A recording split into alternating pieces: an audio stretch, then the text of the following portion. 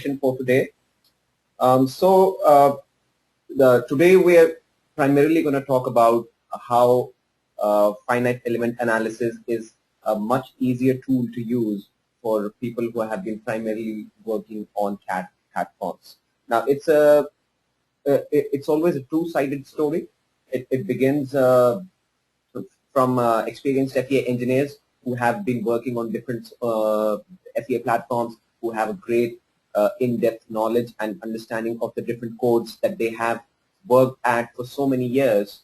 And there is always a hint of suspicion over the new software platforms and the new interfaces, over how they're going to work, or how is it going to be trustworthy enough to put it into the hands of the engineers today or not.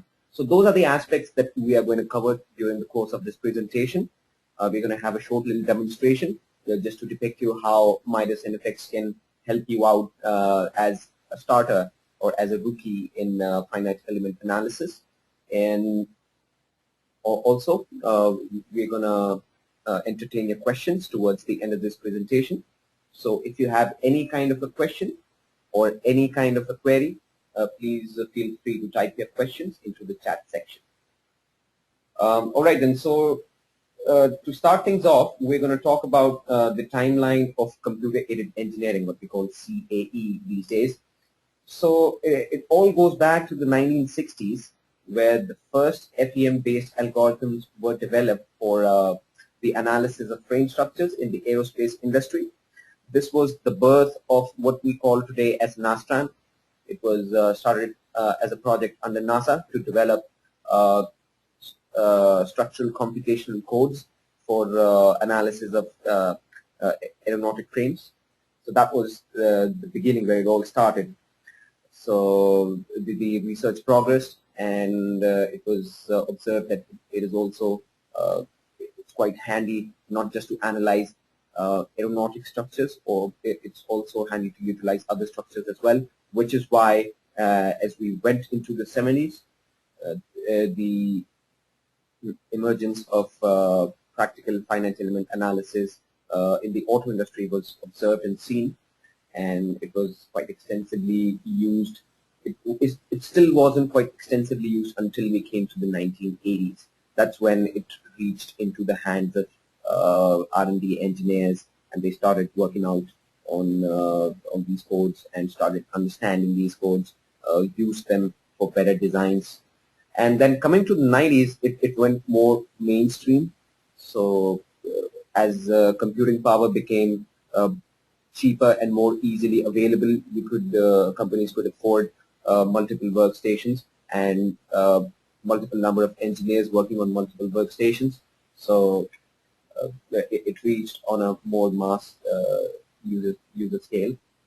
And also, when we come to the 2000s, our major focus shifted on data interoperability, because a lot of players came into existence, different codes, different types of work analysis, not just static structural analysis, which we are talking about like 40 years ago. After that, we came into nonlinear analysis, dynamic analysis, optimization, CFD. So major focus in the 2000s was data interoperability and CAD associativity. So, and also another huge landmark was that finite element analysis, practical FEA or CAE, was extended beyond just the conventional aerospace and the industry and the automotive and the electronics industry. So that it was pretty industry specific. And now what trend we are seeing is that today engineers are not do not have any sort of inhibition to try out FEA into their product design. They are designing all sorts of different be it consumer products, be it sports goods. It's being used everywhere. And now that we are in the 2010s, so now the whole focus has shifted on optimization, multiphysics, GPU computing, and cloud computing. So this is what, if you would look at any modern day FEA based software, you can pretty much follow this workflow, as you can see. So starting from the first step, which is conceptualization, everything starts from an idea and how to manifest that idea into certain sort of a design. That is where parametric modeling comes into play. That's where you create your 3D CAD model, and then that 3D CAD model, it could be either prepared on a separate CAD platform, or today we have everything integrated into one.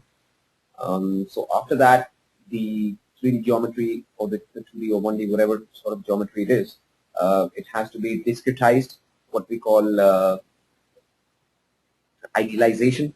So different types of properties are assigned to it, and meshing is performed with 1D, 2D, or 3D meshing. Then the loads and boundary conditions are defined, and the analysis definition is performed. And then finally, the input file is sent to the solver.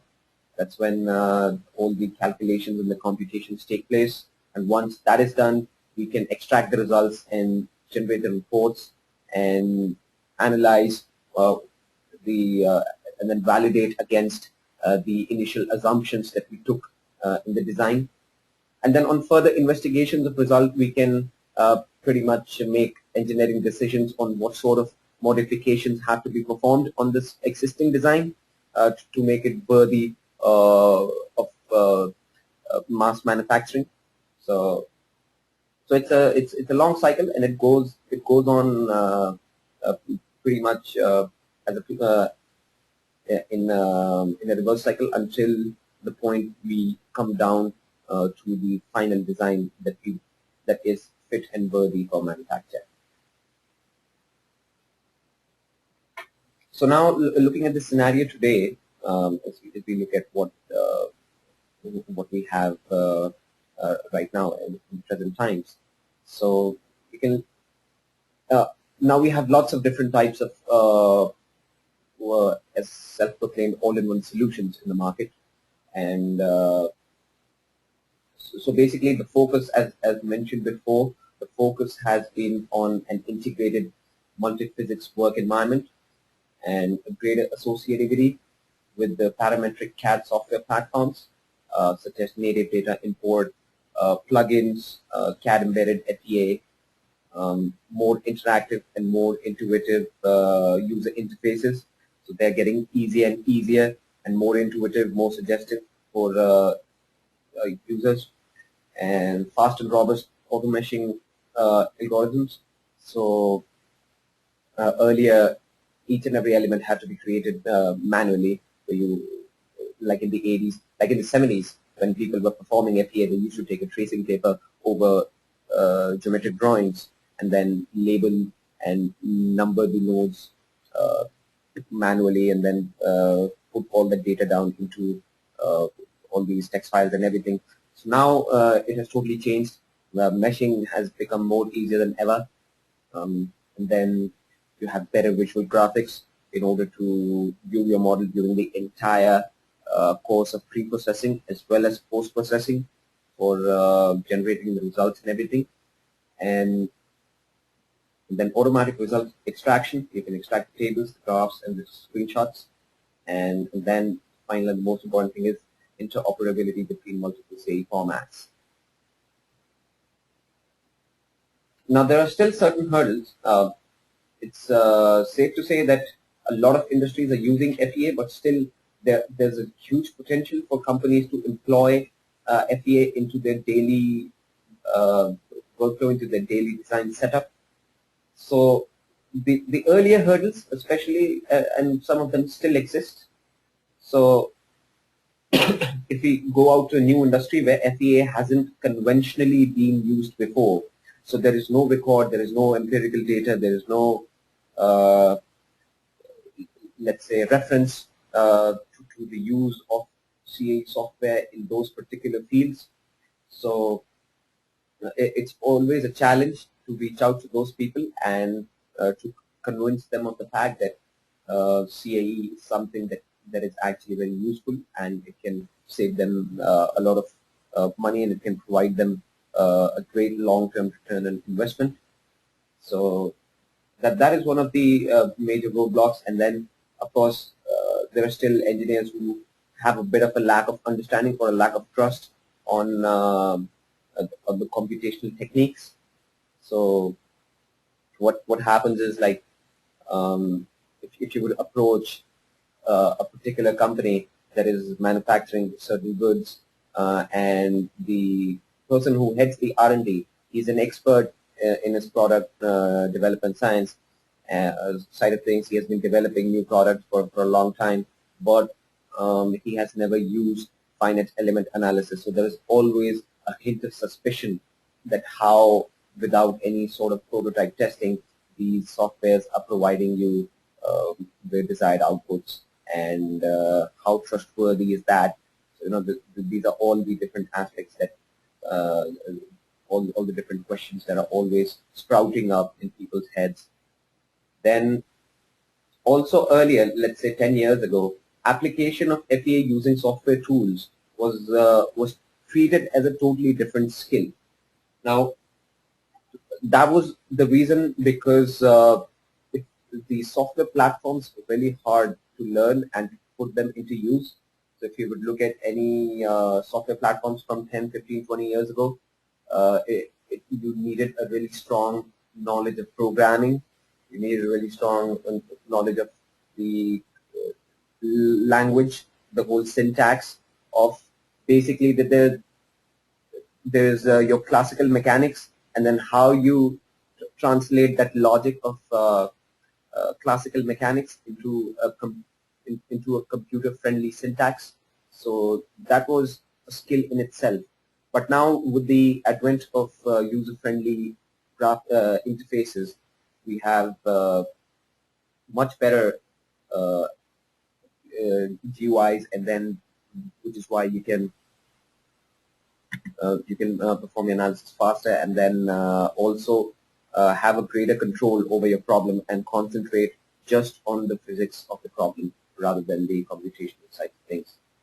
And also there's, like you said, that is a very humanitarian aspect rather, which is the internal insecurities. Sometimes people fear a lot because it's not being put to use in their setup, and also in R&Ds where FEA is still not being used. There is always a fear of failure investment because it requires a bit of a change in the system, in the whole design setup in the system, as soon as one acquires an FEA software. Now, one of the biggest questions that we have been faced with over the past couple of years is how to make that leap from a CAD designer to an FEA analyst. So earlier, one of the biggest roadblocks was the availability of information. Now today, with the advent of internet and with so many tutorials and technical data and documentation that is being shared all over the internet, I think it has this issue has certainly been put to bed. Now the interfaces are friendlier to the users. Geometry handling and meshing is pretty much automated. Post-processing is easy and convenient, and it's so easy to run an FEA software on your own personal computer. The computer that I'm using presently, it's 32-bit system. It's not a workstation, and still it can run many of the CAD and FEA software that we have today. And like I mentioned, greater access to learning resources. I think this is a very crucial aspect of how one can understand finite element analysis better. And even if you're good at CAD, you definitely have your engineering background. You have your strong foundation in the theories of classical mechanics. So they can definitely be put to use on FEA, provided you gain a little bit of interest and also certain sort of, let's say, self-curiosity to know how these things work. It's all about playing around with things. Now, what Midas NFX has to offer as an advantage in terms of if you're a designer, from a primary perspective of a designer. So support of native CAD data formats, so there's no translation required over there. CAE import, automatic geometry simplification, fast and robust meshing algorithms, and tools to investigate geometry and mesh quality, an auto-update feature for fast reanalysis. Now, this is one of the aspects that we're going to talk about as we progress with the course of this presentation. And finally, sophisticated course processing and features to study and comprehend the area.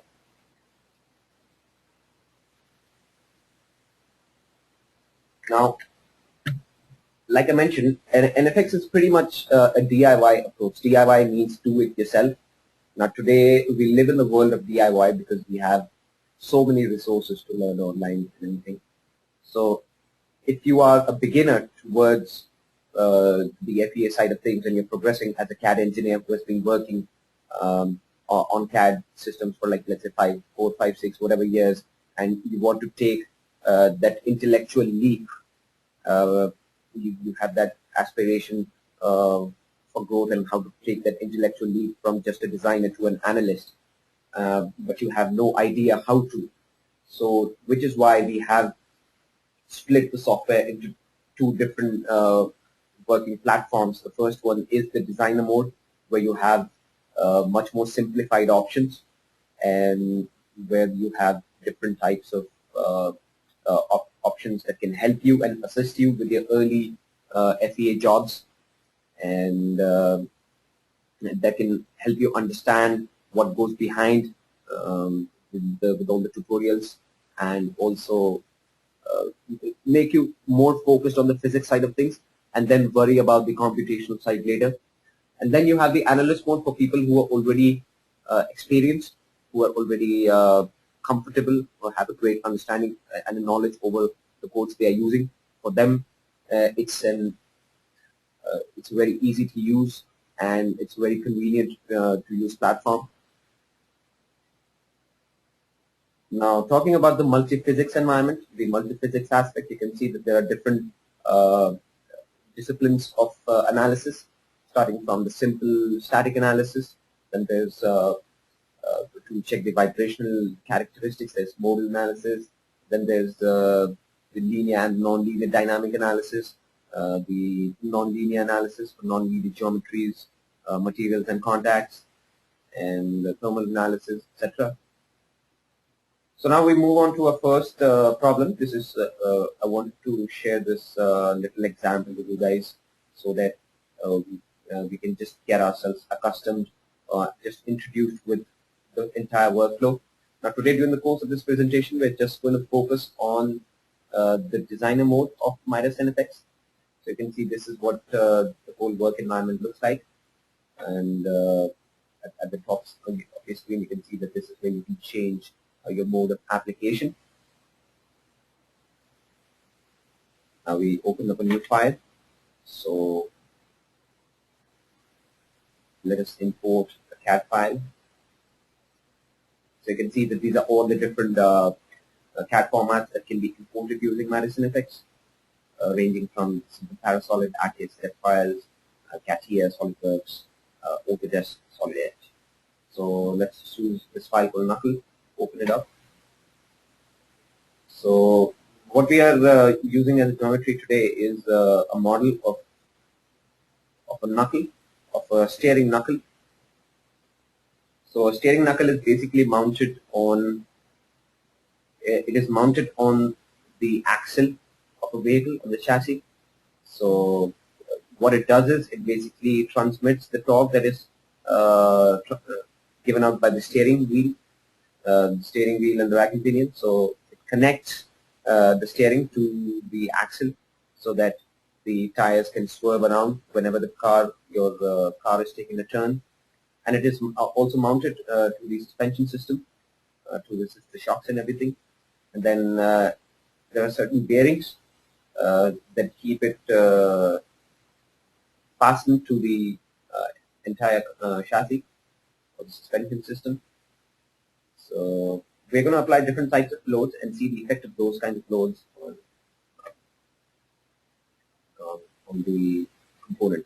So first of all, let's assign certain constraints. So here you have this option for support.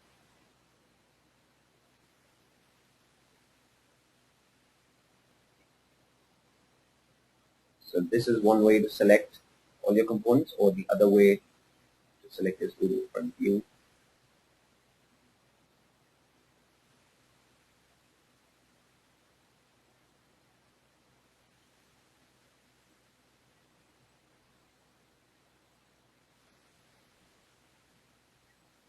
We're going to select these small faces. So this is basically where the knuckle is pinned to the axle. These are all the pinholes that are going to keep this knuckle in position.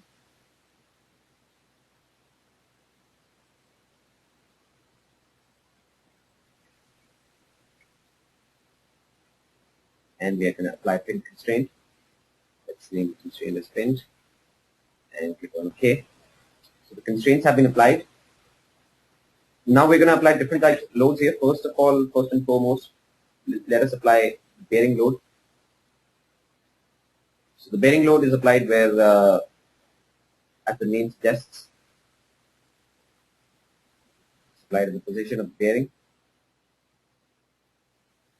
So this is where the bearing is mounted at this particular position in this hole right over here. And we're going to enter the value.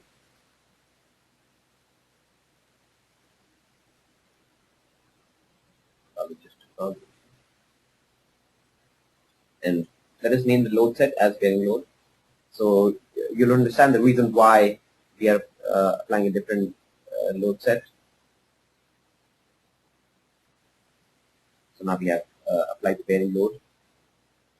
Now it's time to assign the remote load. So now remote load is something that we are assigning because to the portion where, so you can see here, and here we apply the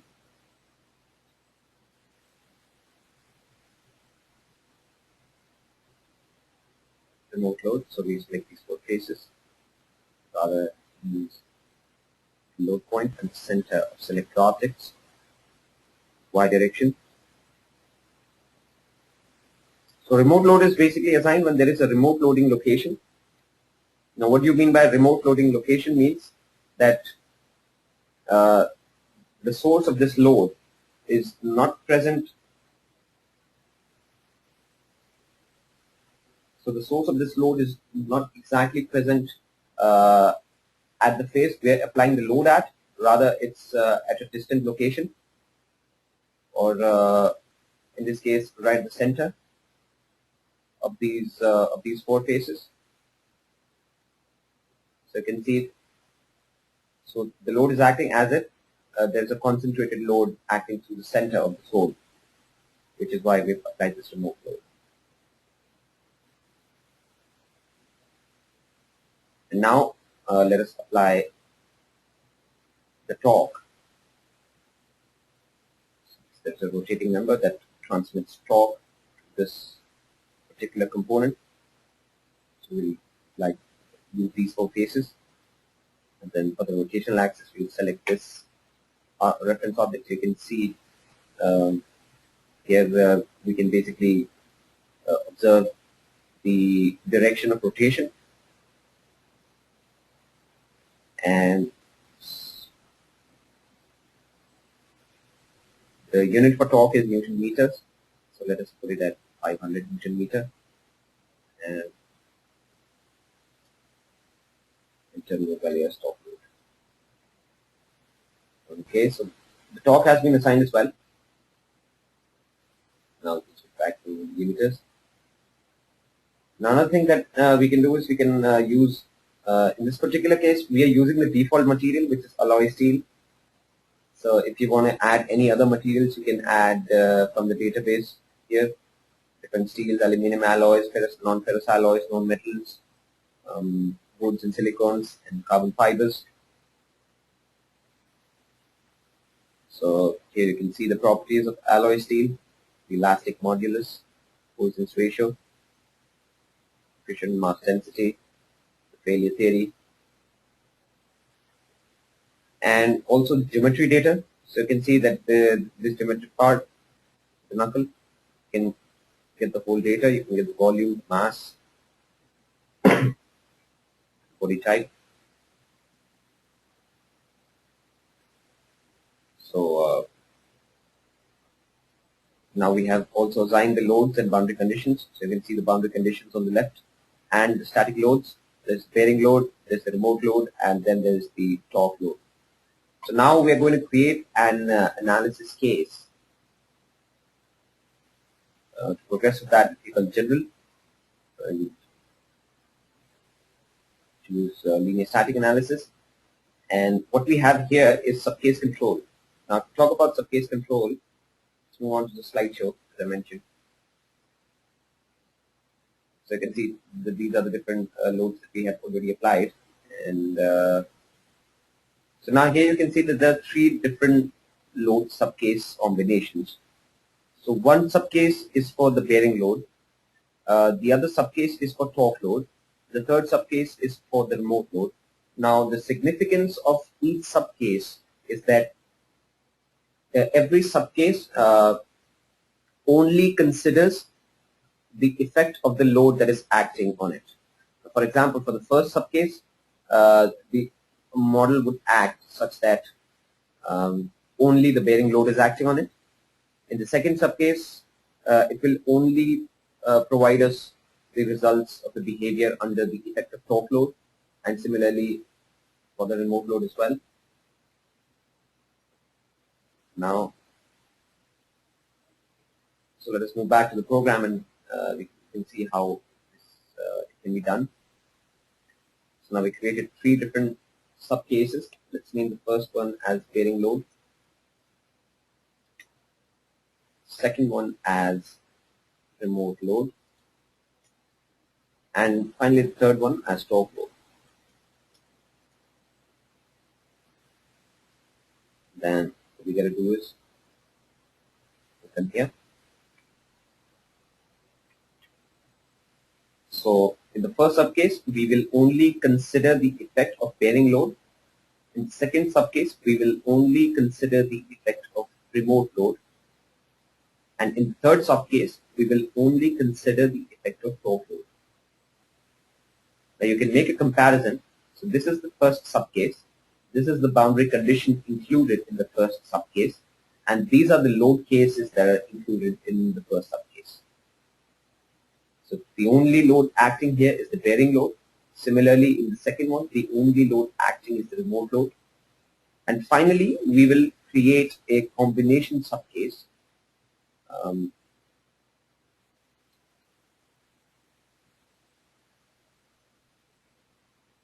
Combination subcase.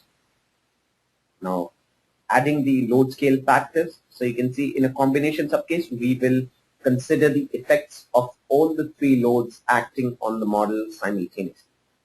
And you can choose the load scale factors. In this case, we will by default use load case factor as 1.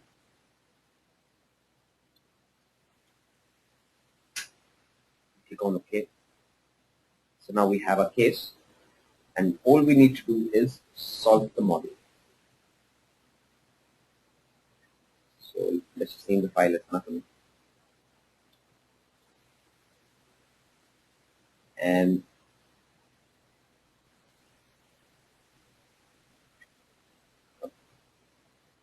finally, we need to generate the mesh as well. So we forgot the most important part, how to discretize the model. So all we have to do is enter a mesh size.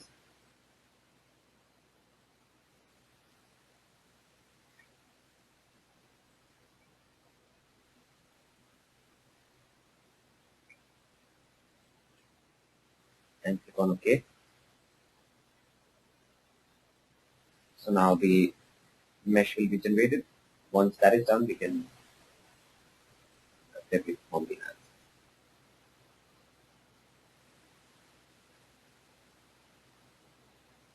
We're just waiting for the mesh to be generated. So that's what we performed. I'll just summarize what we did.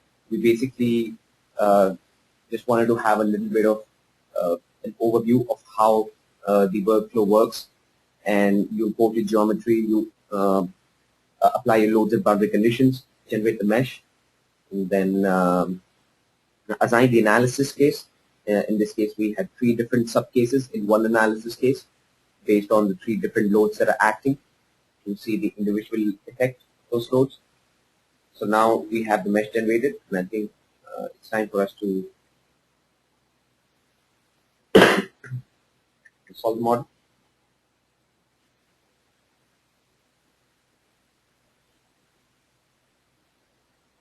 So at the bottom, we get the information of the entire course of the analysis. And when we speak, we have about 20,000 equations to be solved.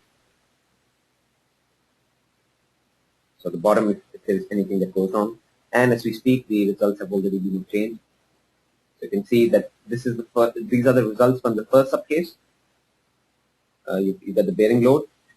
So you can only see the effect in the zone where the bearing load was acting. In the second subcase, you can see the behavior in the zone where only remote load was acting.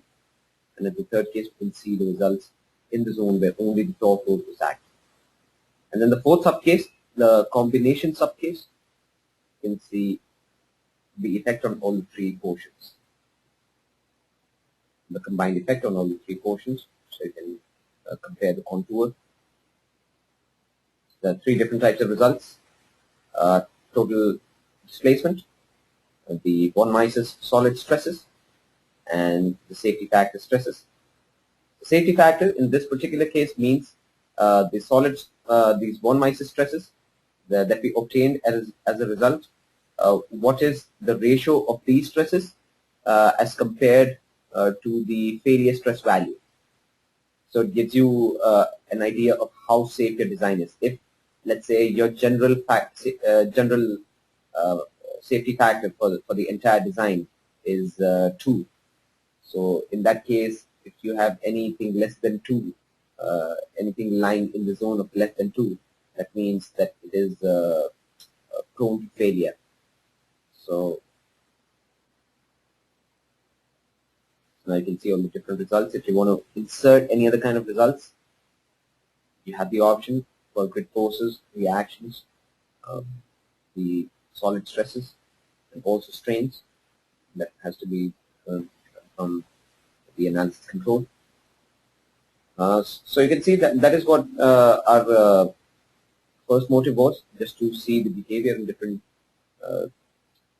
under the different effect of different loads, different types of loads here. There's a bearing load, there's a remote load, and there is a torque load. And then you have a host of other load options as well, such as gravity, the simple static force, pressure, and rotational force. So it all depends on what kind of forces are acting, what kind of mechanical forces are acting, or we are assuming that are acting. So now we come to this really interesting feature, which is called the auto-update feature. Now, how and why is it beneficial and what it does? So you basically have, if you see the screen here, there are these 2 models. And now, let's say an engineering company is faced with a decision to make. They have to decide which of the 2 prototypes should be manufactured. The first prototype utilizes less material and less machining than the second prototype, as evident. So it's less material, so definitely the decision makers would be tantalized to choose the first model, but is it safe enough or not? Now that is something which can either you have to perform physical prototype testing, or to eliminate that you can do it on, you can perform finite element analysis and perform the same on Midas NFX in like 5 minutes. And so you can see for the auto update function, It can save you a lot of modeling time. It enables virtual testing of multiple prototypes at one time. There's no costs expended on fabrication of physical prototypes. There is no wastage of time on setting up experimental apparatus, and automatic calculation of desired results. This is how it can help you and assist you. Now, what it does is, if you have multiple models, let's say these are, in this case, there are only 2 prototypes. If you have to make a decision between 4 or 5 or 10 different prototypes, testing each and every model under physical conditions in the experimental apparatus is a very tedious, long, time-consuming, and an expensive process.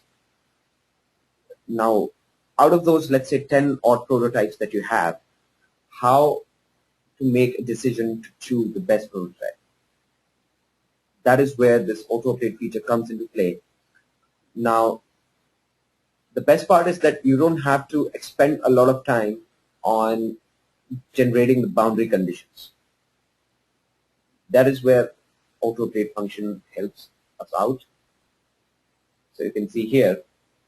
Now what we can do is we can test the same design prototype for different materials and analyze those different prototypes for the same design. And how ultimately it's going to help us is by obtaining the optimum material to be used in a final design and to obtain the best prototype that passes safety criteria and utilizes minimum material costs. Now to explain in detail about what I'm talking about, let's move back to the program, save changes.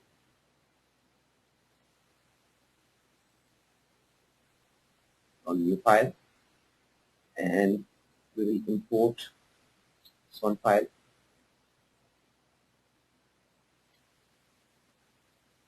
Now we're looking at this particular sample case.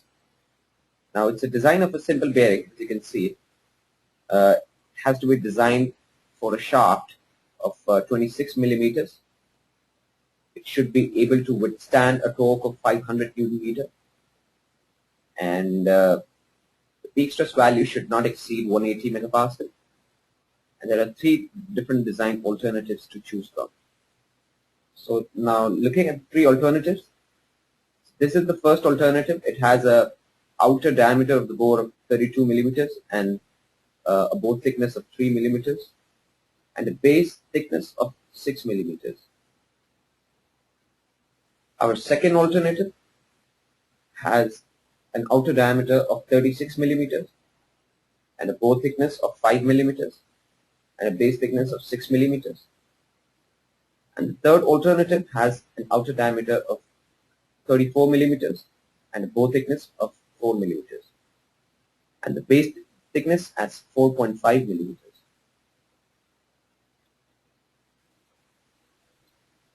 Now let us move back to the program and import the file. So we'll choose alternative 1. Now this is the model that we're looking at, and to begin things with, we will use the default material, which is alloy steel in this case as well. So you can look at the color types, material color. So you can confirm with the material color key if the right material has been assigned or not. And assign the boundary conditions. Design the boundary conditions. Let's go to the top view. Choose all these 12 objects at the same time. 24 rather. Change boundary set. So we have assigned the constraints.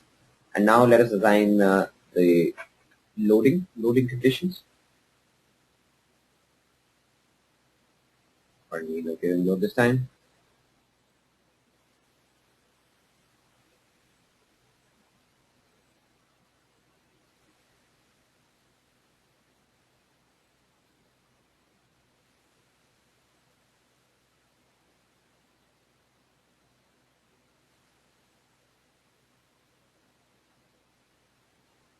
So now we will assign the loads, and we will assign a torque load of 500 Newton meters. This means it's a stop again.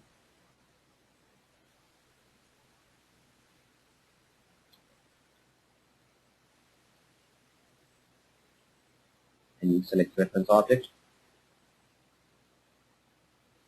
So the load has been assigned. We already have the material and everything. Let's generate the mesh. So just choose the component and click on OK. And we have the elements, whole discretization done in a matter of seconds. So now all we have to do is assign a linear static analysis case and click on solve.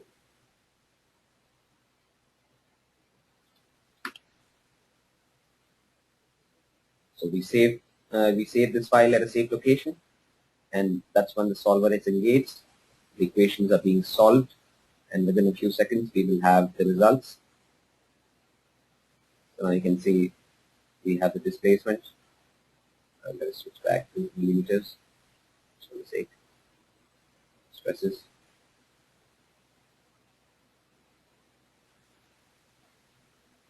The safety factor.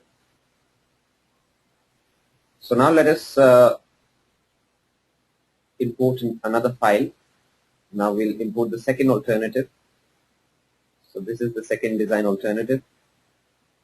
And let us also open another new file and open the third design alternative.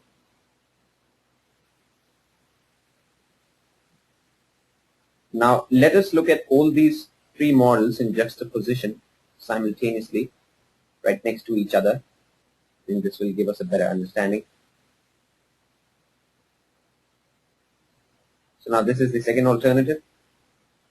Now we already have assigned the analysis case in the first for the first model, right? So from that first model, all we have to do is, if you can follow the mouse pointer on the left side of the screen, you see the analysis and results work stream. That's where the analysis case is, this linear static analysis case, and all you have to do is drag it and drop it on the window of the other models. So as you can see, it just needs a simple drag and drop to assign the analysis case to your whole model. And now all we have to do is solve these models. So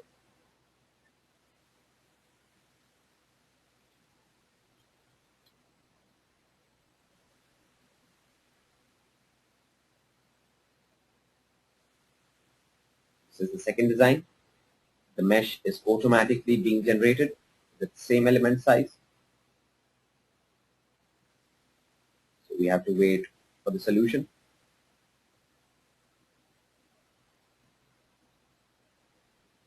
Similar thing to do here as well. We have already copied the analysis case. All we have to do is solve. Click on save. The mesh is being generated and the model is being solved. So we should have a result in a matter of seconds. And so do we have. So you can see these are the displacement results that we have obtained for all the three models. So the maximum displacement and the minimum displacements.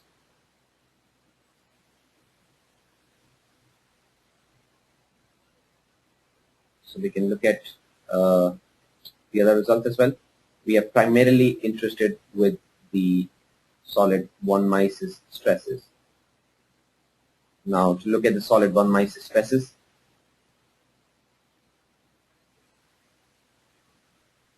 what do we have as the peak stress value? We're going to see the maximum.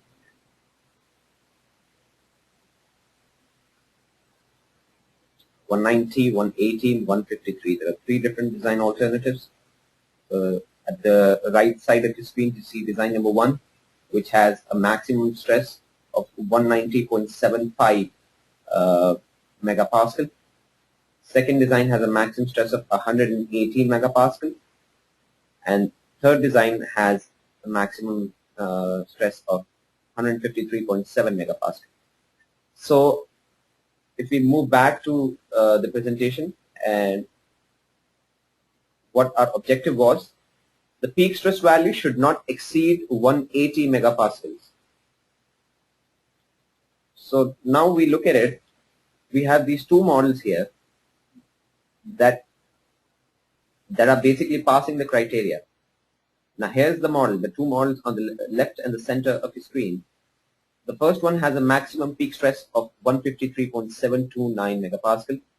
The second one has peak stress of 180 megapascal. So ideally, both these designs are safe. So now we are faced with a confusion, or maybe a question that which of these designs should we decide to manufacture, because both of these are safe. So and definitely from the first thought as an engineer, I would think the first one, the model in the middle, has a maximum stress of 180 megapascals. So why not choose that model and manufacture? But definitely the guys on the production side will come and they will say, we need to save material. If both these designs are safe, and if one of these designs utilizes less material than the other, then we can save a lot of material and manufacturing costs, and we can make more profits from there.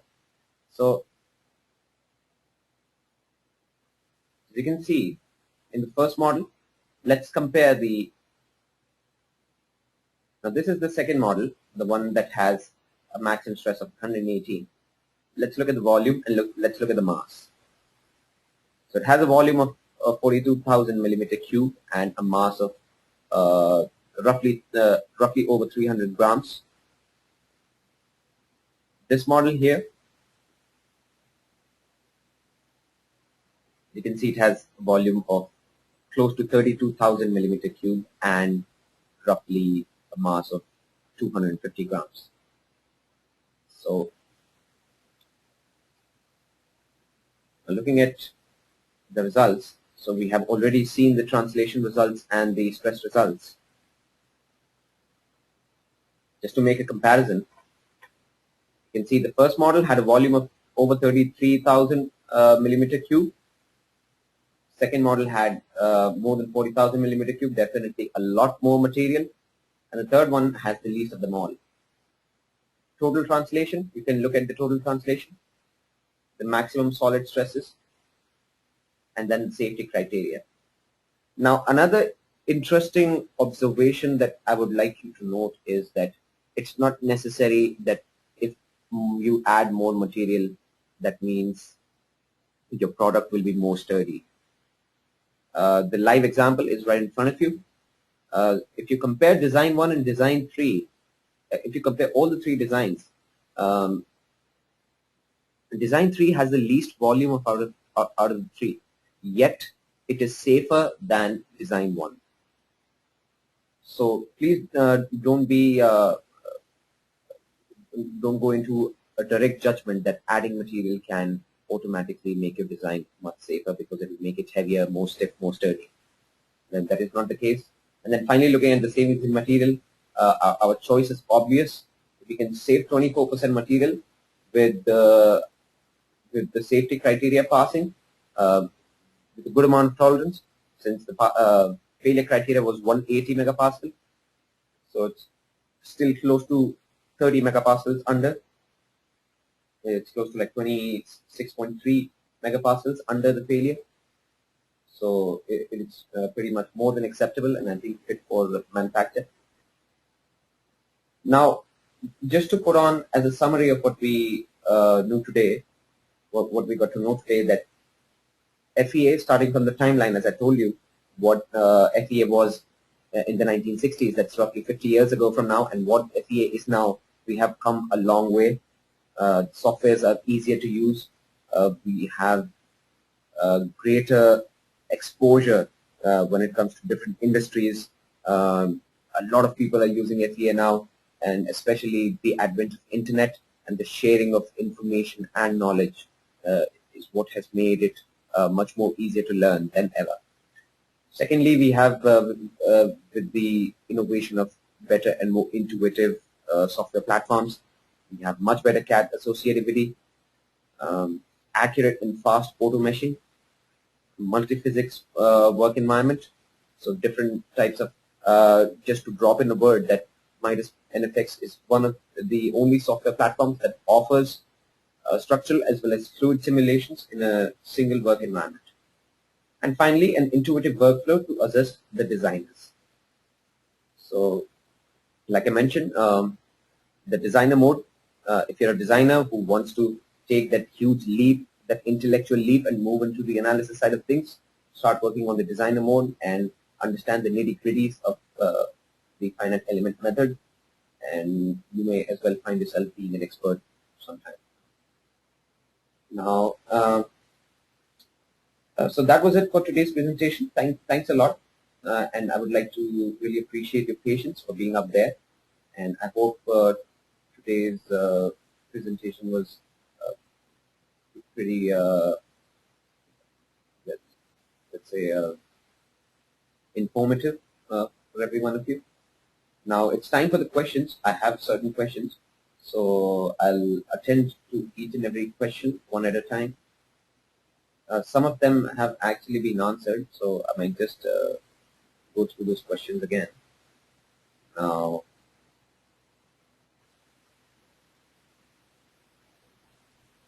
the first one is from Michelle. So there is actually a compliment for us. Fantastic. I will model a structure into Midas NFX because I don't have an external software CAD tree. That is very good to know. That is very encouraging. Now, another question from Anastasia Christina. When you are using the, when you're creating Knuckle, I see a face geometry on screen. Is it possible to increase graphic options in Midas?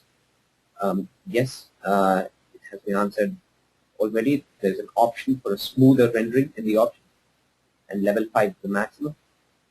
So if you want me to run through that, I could show you the graphic options.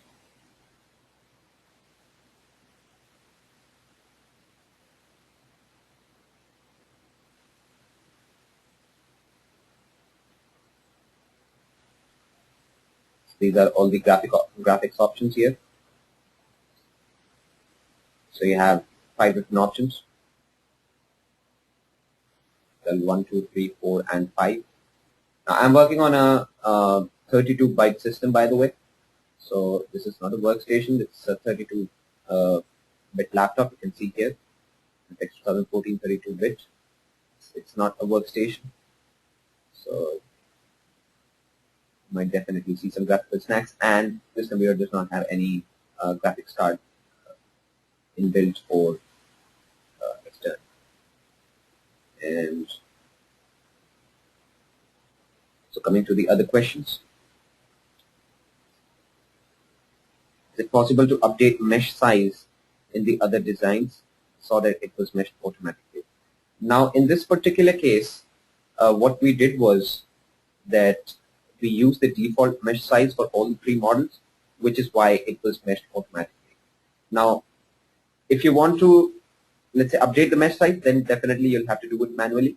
You'll have to put in your default mesh size with the auto mesher, and then you can pretty much set or tweak your settings to whatever mesh size that you want.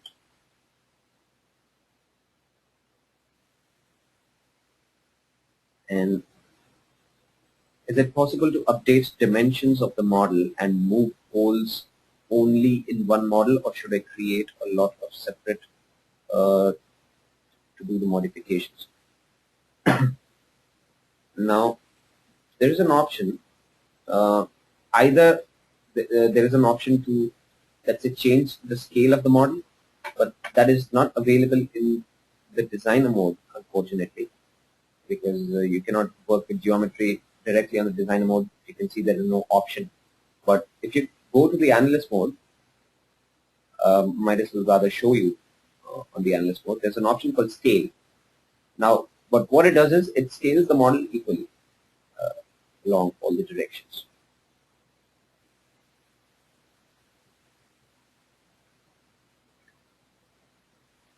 So let me run the model. Now let's say if we import geometry, say I obtain the same geometry. Now here's an alternative. This is the model we have. Now here's this option called scale.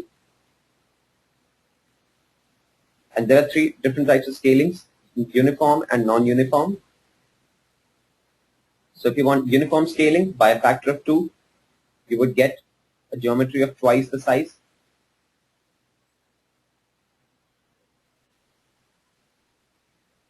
So I guess you have a kind of an idea of how. So you can see that the size of the holes is also getting increased that way. And if you want non-uniform scaling, then you can see that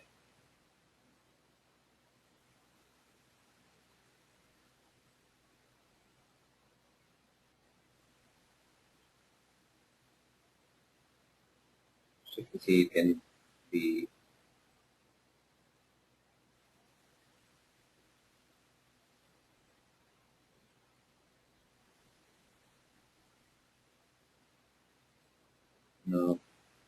coming back to more questions.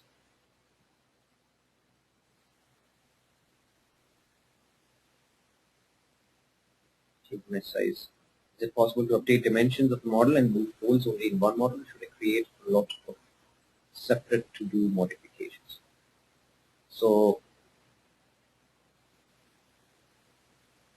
like I mentioned, if you update the dimensions of the model, there's only one way to do it, or there are multiple ways. Then you will have to. There is no way to directly move the holes like you have in other CAD software. It's not primary CAD software. Probably kind of like follow what is being said, but get back in touch with you and then we can discuss the same later. But is there any more questions from anyone for now?